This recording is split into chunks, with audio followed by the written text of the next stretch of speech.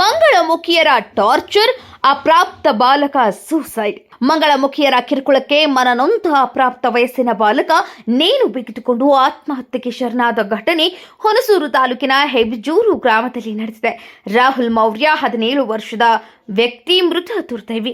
ಘಟನೆ ಬಗ್ಗೆ ಸೂಕ್ತ ತನಿಖೆ ನಡೆಸುವಂತೆ ತಂದೆ ಕುಮಾರ ಹುಣಸೂರು ಗ್ರಾಮಾಂತರ ಪೊಲೀಸ್ ಠಾಣೆಯಲ್ಲಿ ದೂರು ದಾಖಲಿಸಿದ್ದಾರೆ.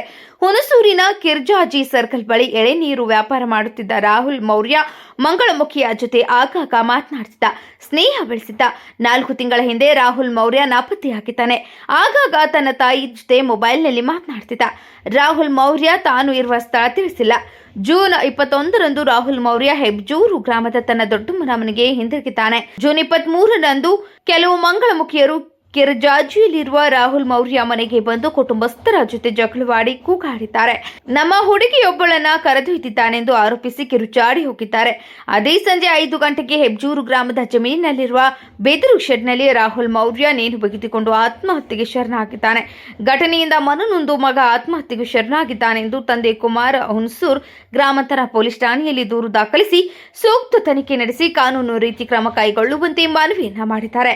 ಇನ್ನು ಶಾಸಕ ಜಿಡಿ ಹರೀಶ್ ಗೌಡ ಅವರು ಭೇಟಿ ನೀಡಿ ಕುಟುಂಬಸ್ಥರಿಗೆ ಸಾಂತ್ವನ ಹೇಳಿ ಪೊಲೀಸ್ ಅಧಿಕಾರಿಗೆ ಕರೆ ಮಾಡಿ ಹುಣಸೂರಿನಲ್ಲಿ ಇಂತಹ ಘಟನೆಗಳು ಮತ್ತೆ ನಡೆಯದಂತೆ ನೋಡಿಕೊಳ್ಳಬೇಕು. ಮಂಗಳಮುಖಿಯರು ಮೊದಲು ನಗರ ಪ್ರದೇಶದಲ್ಲಿ ಇರುತ್ತಿದ್ದರು, ಈಗ ಗ್ರಾಮೀಣ ಪ್ರದೇಶಕ್ಕೂ ಹೆಜ್ಜೆ ಇಟ್ಟಿದ್ದು ದೌರ್ಜನ್ಯ ಮಾಡುವವರ ಕಾನೂನು ಕ್ರಮಕ್ಕೆ ಕೈಗೊಳ್ಳಿ.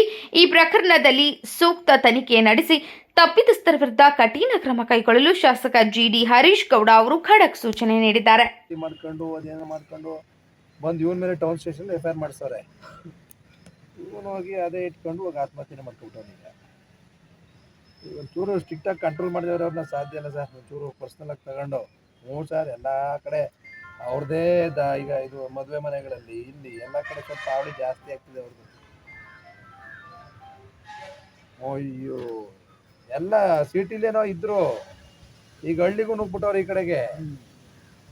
ಇಲ್ಲ ಕಂಟ್ರೋಲ್ ಮಾಡಿ ಸರ್, ಸ್ವಲ್ಪ ಬಿಗಿಯಾಗಿ ಕರೆದು ಉಳಿಸೋಲ್ಲಿ ಯಾವುದೇ ಕಾರಣಕ್ಕೂ ಈ ಥರ ಆಗ್ಬಾರ್ದು. ಆ ಥರ ಮಾಡಿ ಸರ್ ಒಂದು. ಆಯ್ತು